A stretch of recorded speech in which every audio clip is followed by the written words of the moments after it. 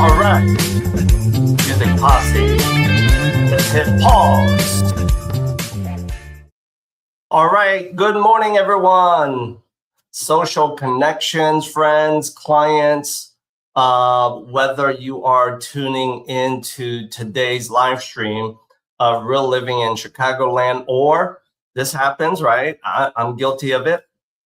Maybe you're going to binge watch a couple of our live stream episodes that dropped previously with my co-host and myself.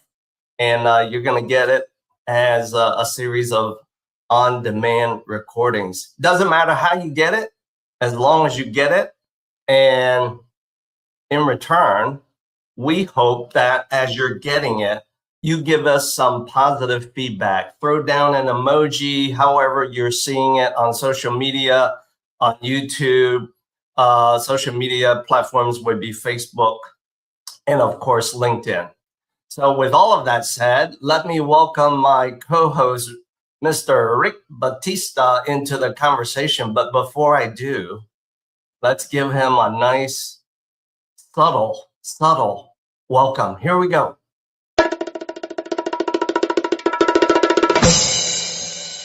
Whoa!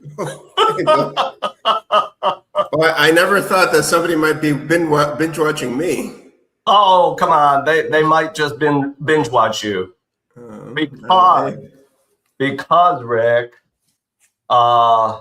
here's a tease, not for you, for the people watching us. Here's a tease, everyone. And yes, this is a tease for all of you, okay? Yes, I'm calling you out, all of you.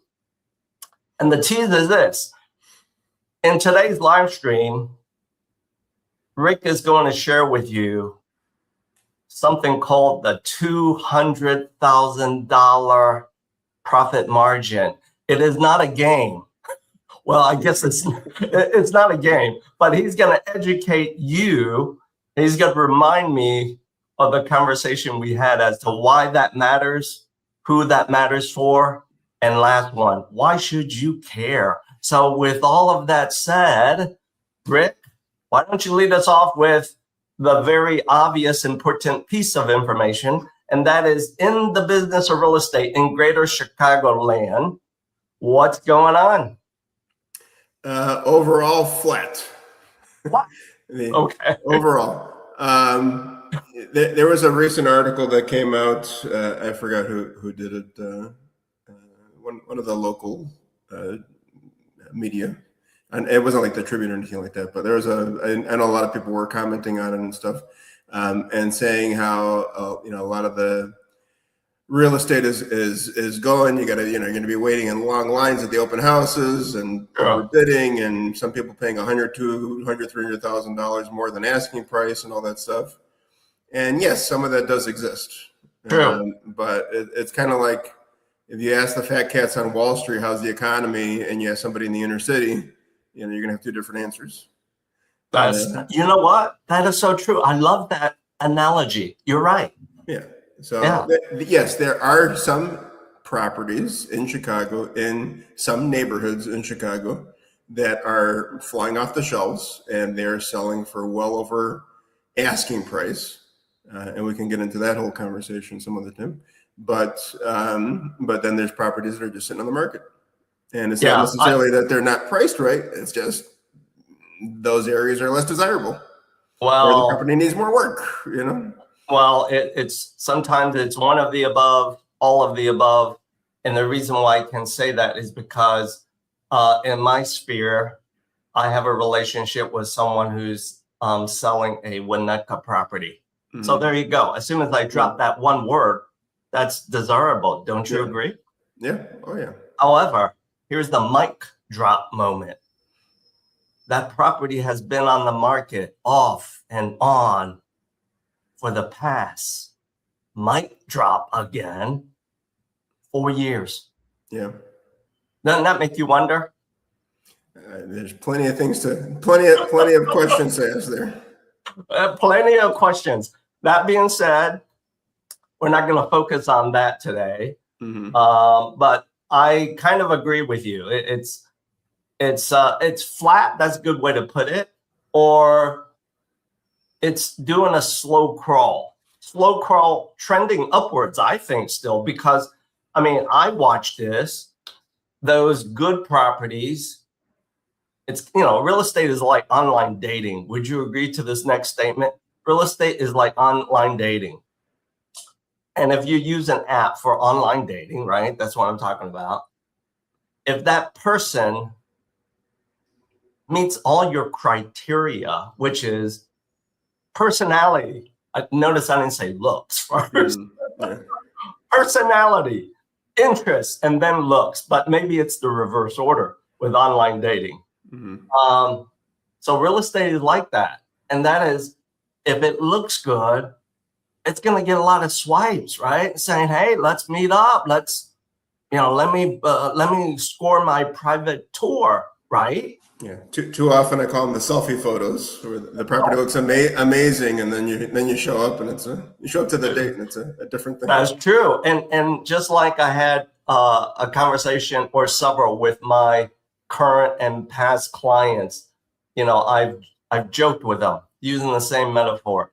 Real estate, buying your first home, your next home is like online dating. All of the properties look good in pictures until you show up. And when you show up, one of two things can happen. You can react with, OMG, this is better than the pictures, right? That's one path. Or OMG, I didn't expect this. Right? Okay. So there's and I should say there's a lot of properties that I've seen with buyers recently where there's flipping still going on, right? Really, everybody's buying to hold. But with the flipping going on, things might look nice, but then that's where you need to work with an experienced agent and or home inspector, because you need to look beyond the makeup and the lipstick and the muscles and all that stuff. You need to look beyond that and start to see the real picture of what's going on. For sure. And let me go off tangent a little bit. This is audience members. When Rick and I do these live streams, because he's a busy father, he's a team leader of his real estate team. Rick, you know this, I know this. Let's spill the tea, spill the beans. When we do this, we have no script, right? No. All right. So I'm going off script right now. You touched on a great point. I'm doing a shout out to Home Inspector 𝙍𝙚𝙖𝙡 𝙇𝙞𝙬. Joe, I'm shouting out to you because most recent, I've grown to love your content, where you educate, where you use a lot of humor, and I love the sarcasm mixed in with it sometimes. So 𝙍𝙚𝙖𝙡, I'm going to knock on your door to ask you to do a guest appearance in one of our upcoming live streams with Rick and myself. You're up for that, Rick? Oh, yeah, that'd be awesome. All right, let's fold them in. So the hard part is getting the guy into our live stream, given his schedule. And of course, when we do this, but I'll figure that out. Okay. All right. Let's now shift the conversation to a chat you and I had very recent. And you gave me so much information, a lot of information, but the one piece of information that really stuck in my head, right, which I remember, which I want to bring up and ask you to share with our audience members today is this, Rick. You recently closed You recently closed on this property. Let's bring it up. Woo! Yeah, it's not there anymore. It's almost they almost finished demolishing it. Is that right? They had that sense of urgency to move it to the next step, which is demo it, right? Yeah. Wow. So Rick, in the spirit of you representing the seller in this transaction and closing it, I looked it up after you closed it. And of course, I looked it up in preparation somewhat for our live stream today.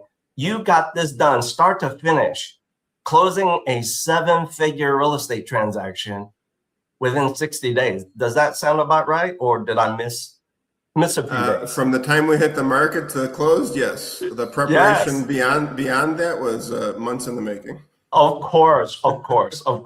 So with that said, Rick, as you close this real estate transaction, audience members, I'm going to give you my opinion, my 2 cents worth. I think it really takes the right character of a real estate broker to sell a 7-figure real estate opportunity that is not your dolled up, dressed up McMansion that's completely move-in ready. Do you agree with that statement, Rick? I do, and I have to piggyback onto that statement. My client was literally very, very, very sad that no one came to tour the property in person. He was hoping that somebody might see what he saw in it, 30-something years ago. I hear you. And that somebody would want to see the value in the land. That obviously is not going to change the size of the parcel. And somebody that can do something to it and make it their own and maybe live there for as long as he did. Right. But so I did a video tour of the property the day of the closing. I went and did a video tour like I do for just about every other listing that I do. And at least on social media, they may not have come in person, but at least he got his wish. Somebody came to see the property. Yeah, and the reason why, in my opinion, I just dropped my 2 cents worth, and this is not, I repeat, this is not throwing shade to real estate brokers, your peers, my partners who are constantly here and there, maybe selling those 7-figure real estate opportunities that are those move-in ready homes. Who doesn't love those, right? Yeah. But I think, as I just said, my opinion to you, Rick, I think it takes character, takes a lot of tenacity, takes the right plan, executing the plan to help you and your seller get from start to finish in 60 days. So audience members, let's give Mr. Rick Batista, he deserves it, a nice round of applause, maybe more. Here we go. Like that. From the standing ovation. Yeah. Hey, by the way, Rick, as you and I keep doing this, you never said it, so I'll say it today. We're kind of amplifying the production value of our live streams, are we not? Yes. we're gonna hit the big time pretty soon. Yeah. It's so much more fun. It's so much more fun. So with that, talk to us about what you dropped in our recent chat, which was, you said, Bill, this is what's most important. Yep. You got to know this. It's the $200,000 profit margin. What does that mean again? So I'll reveal a little bit of what's behind the curtain, because I mean nothing's confidential in it. I think it's important for homeowners to know this, especially if you have an older home, right? Yep. And it doesn't mean an older home that's dilapidated and just ready for a tear down. It's even an older home that you might have renovated within the last 10 years, and your neighborhood is just craving for more new construction, right? Yep. So when this seller first came to me, he came to me a few years ago about another property, and but he had to list it with somebody else. But he came to me and asking me because I had done some direct mail to the neighborhood, and I was speaking his language, speaking numbers, and he came to me and asked me how much I thought the property would be worth. And I was looking at comps, right? Just what has sold in the area. Look, I've been tracking the land value here in Roscoe Village for like the last 10 plus years. And based on what has sold for land value, I told him between 1.1 and 1.3. He's got a nice sized lot. It's zoned for condos. So I knew it definitely would sell higher than anything else. And his initial reaction was to laugh at me. He laughed at you? He laughed at me. And basically it became weeks upon weeks. And I counted at least 25 scheduled meetings that we had together. Very interesting individual, I'll tell you this. But I did learn a great deal from him. He's been doing real estate for some time, right? So he actually got into real estate because he was a single man and he wanted the tax benefits that he would see his peers who were married getting. But as I did some more homework and stuff like that, I then raised my number to between 1.6 and 1.8. And his number was much higher. He wanted to first hit the market at 2.3. He thought the property was worth at least 2.1. Okay. But the way that I got to 1.6, 1.8 was I started doing some homework and some research. I reached the alderman's office and getting more information about what can be built there and what are some hiccups and all that stuff. And eventually ended up even reaching out to the neighborhood organization because the alderman's not going to approve any variances or zoning changes or anything unless the neighborhood organization has its blessing or gives their blessing. And when I was speaking with developers and some of my colleagues that represent a lot of developers, the one number that kept on coming up was 200 to 250. And at the very, very, very, very, very least, a developer would want to profit at least somewhere between 200 and 250,000 from a project or from a unit. If they're doing a multiple condo property, that's right. That's what they want to walk away with. So instead of looking at what has sold for land value, I saw what is the one structure that you can build here that is going to give you the most profit. What's the construction cost and all that stuff? Work your way backwards. I mean, that's the way the developers do their numbers, right? But a lot of developers are used to, or have been used to, especially in neighborhoods like Roscoe Village, walking away with 400, 500, 600K. And I get it. You're building a business. You want to do bigger projects and all that stuff. But I think there's a lot of money that's being left on the table, for sellers. And we can go into a whole conversation about the dynamics of the ecosystem and all that stuff. But I figure why shouldn't sellers make as much as they could for their property? And we ended up getting 1.9 for it. After unsolicited, we had multiple offers, about 10 or 11 offers that came in up to 1.7. Were they a combination of cash offers, financing offers? Can you share? Yeah, cash and financing, or cash with the option to finance, and Got it. Sounds about right. A lot of people, a lot of developers, and there's a lot of buyers out there that buy cash, but they're gonna show up to the table with a mortgage. That's right.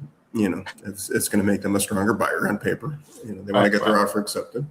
So it was a very interesting process. And when I say unsolicited, we had put it on the PLN first, which is the private listing network, which that is something that the MLS, a tool of the MLS that was kind of the battle between the MLS and Zillow recently.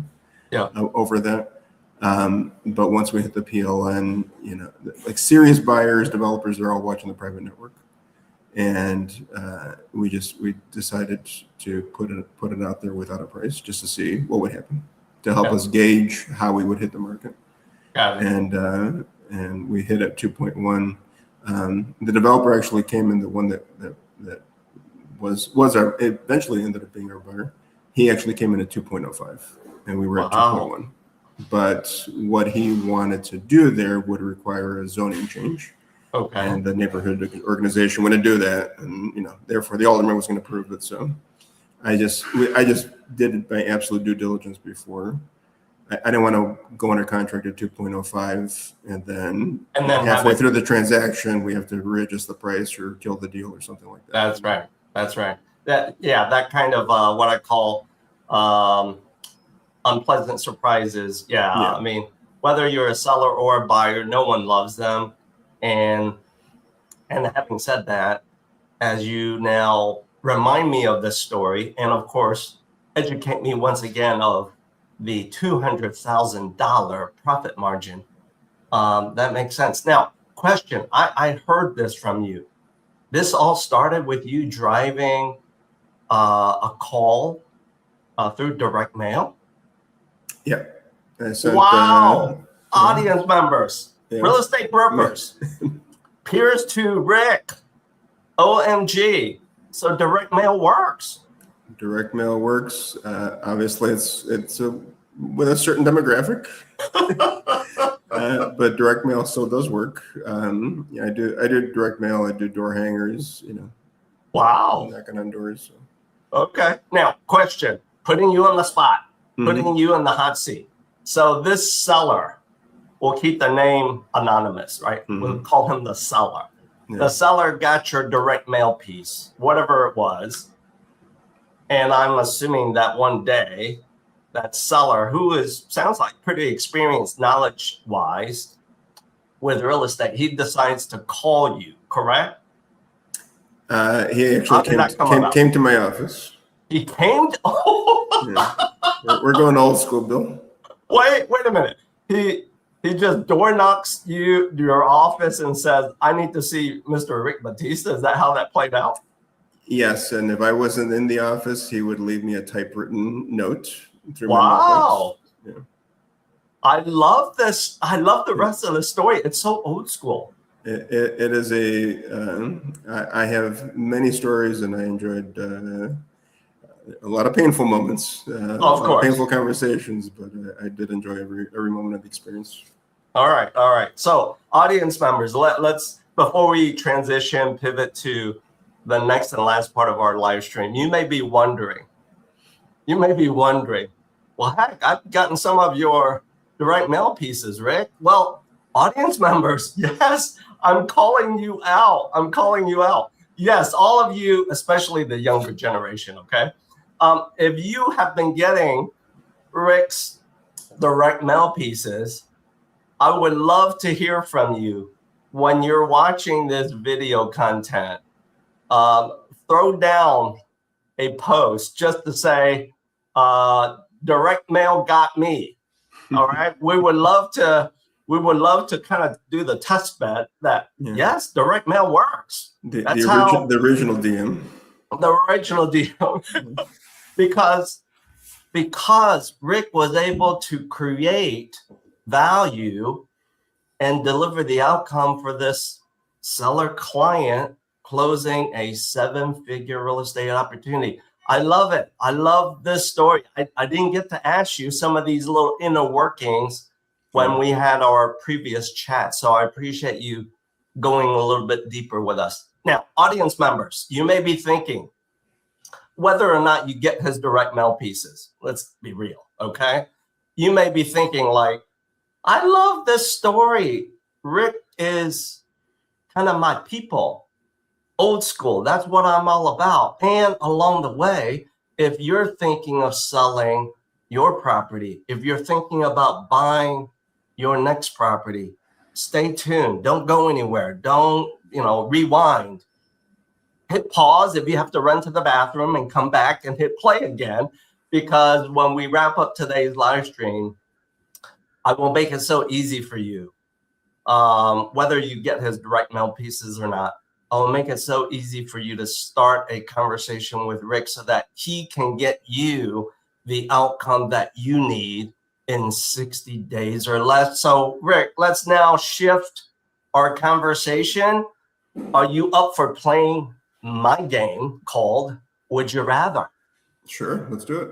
All right. By the way, this game, my version, it's PG. It's not, for mature audiences. It's not rated R. Certainly not X. So don't worry, Rick. I wouldn't agree to it if it was. That's true. You know me well enough. All right. So let's play 3 rounds of Would You Rather. You ready? Yep. All right. First round. Hear me out, Rick. Would you rather have a seller who overprices their home but follows all of your advice? They're drinking your plan. Or would you rather have a seller who prices it perfectly but ignores everything else that you recommend? Which one would you rather?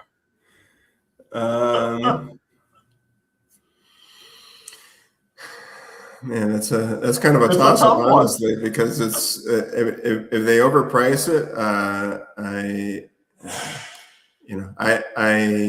if they're going to listen to me, then I know I can eventually talk them into adjusting the price. I like that. If we price it right and they don't listen to me, I know I have the skills to be persuasive.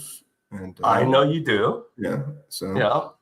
I would say I would take the first one over price. You take the first one. So you have no qualms of the seller initially having the reaction, I want the sun, the moon, and the sky. And then you educate, you consult, and come up with a better plan. Yes. I like that. I like that. Hey, it's your answer, so we have to like it. All right, round two.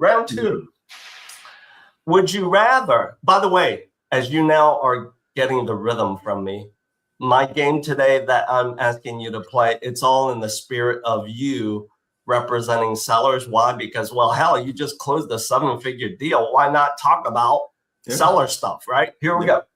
Would you rather get 10 offers in the first weekend or get 1 offer from the perfect buyer with strong financing? That could also mean cash, by the way, and clean terms. So like I said, could also be cash. Which would you rather? You only need 1. Love it. Smart man. Yep. You know what? Smart man. And if you were repping me as a seller, and if you were to tell me that, I'd be like, spot on, broker. That's what I'm comping you for. I mean, God bless all the agents out there. This is a tough industry. Yeah, it is. But when we list something that's very low to create an auction frenzy, and then we say, oh, well, we sold it for $300,000 over asking. I don't think it's that much of a flex, because the property sold for what it sold for. That's more for our own ego than anything else, I think. True that. Not to mention, let me do a whisper moment. As I put myself in the shoes of a seller, and I've done that a few times over. I don't know if you believe in this. Sometimes, right, you have that segment of sellers where, life changes, life events are disruptive, and change is not always easy. You agree to that, right? Yeah. And so as a seller, there's probably a segment of some of you, right? And you're thinking this the same way that I am. You're thinking it just the same way that I am. And that is, come on, Rick, help me sell this property. And by the way, if I don't have to, I repeat, if I don't have to make my bed, clean my house for 10 parties, why can't we just get that 1 offer? So you are spot on, sir. I love that. Okay. All right. Last round. Here we go. It's not any easier, by the way. Full disclosure. Okay. Would you rather, Rick, work with a seller who says, I need the highest possible price? You probably heard that before. Or ones who says to you, Rick, because they're open, upfront, and honest, I need the smoothest, fastest closing possible to get to my next chapter. Which would you rather? I would rather have the second seller. Yeah. That's right. Because you know what? You touched upon it earlier. Real estate is simple, but it's hard. And you and I both know what's hard about it is, taking our clients, your sellers, my buyers through their journey with the most effective plan, with an outstanding red carpet treatment, maybe along the way minimizing some of the stress. Do you agree? I do, and Yeah. this is a, whether it's on the lending side or on the real estate side, and certainly in the attorneys have a different role that they play in transactions. They do. I think we're definitely more the boots on the ground. Yeah. We're in my case, I'm here to broker a deal. So, there's so many things that are factored into being a listing agent, being a buyer's agent, and we're here to put together a deal. It doesn't necessarily mean it's the highest price or the lowest price or this or that. It's like, well, what are you trying to do next? Because we're not just trying to do something here. We're trying to help you get somewhere. Yeah. So what's your goal? Tell us where you want to be, and we'll get you there. That's right. And what's really most important is finishing and getting to the outcome. Nothing more, nothing less. Closing table is all that matters. Exactly. So, audience members, I teased you earlier. Yes, I did tease you earlier. You're liking this live stream. You're thinking, I like this guy, Rick. I need to start a conversation with him. And maybe along the way, you like me just a little bit. Maybe you might want to have a conversation with me as well. So how do you accomplish that? It's really simple. All you have to do, audience members, is simply scan the QR code that you see next to Rick. And again, whether you get his direct mail piece or not, if you simply scan the QR code, you will be able to start a conversation with him. Do you have to physically go to his office to meet him? I would say, because Rick is old school, he may prefer that, but in the least, have a conversation with him so that you can, with your real estate goals, get to your next chapter. And along the way, unless you're paying cash, and by the way, even if you are paying cash and you need to claw back some of that cash, hit my QR code to at least have a conversation about money stuff, the time value of money.